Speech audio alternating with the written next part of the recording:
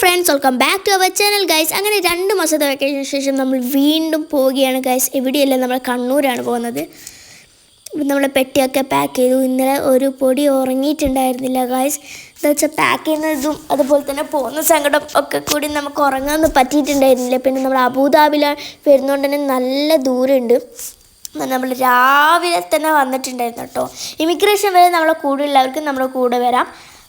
നമ്മൾ ഈ ഇമിഗ്രേഷനൊക്കെ കഴിഞ്ഞ് ഉള്ളിൽ കയറി ഗൈസ്. നമ്മൾ വരുമ്പോൾ തന്നെ കുറച്ച് ഫുഡൊക്കെ കഴിച്ചിട്ടുണ്ടായിരുന്നു, അതുകൊണ്ട് വിശപ്പുണ്ടായിരുന്നില്ല.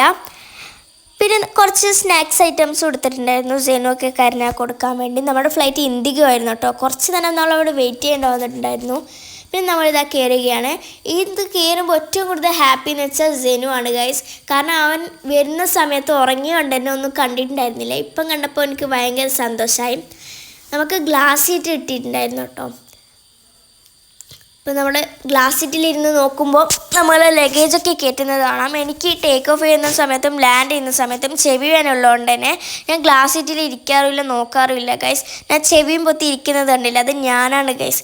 ടേക്ക് ഓഫിൻ്റെ സമയമായി. ഇത് എന്താ പറയുക, ഷൂട്ടൊക്കെ ചെയ്ത് കുറച്ച് കഴിഞ്ഞ് ഞാൻ നോക്കുമ്പോൾ നല്ല ഭംഗിയുണ്ടായിരുന്നു കേട്ടോ. ഞാനിത് നോക്കാൻ നിന്നില്ല, കാരണം എനിക്ക് ചെവി വേന എടുക്കുന്നുണ്ടായിരുന്നു.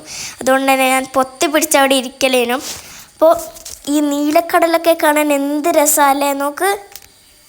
അടിപൊളി വ്യൂ തന്നെയായിരുന്നു കേട്ടോ. അങ്ങനെ നമ്മൾ കണ്ണൂരെത്തി. അപ്പോൾ ഇന്നത്തേക്ക് ഇത്രയുള്ളൂ.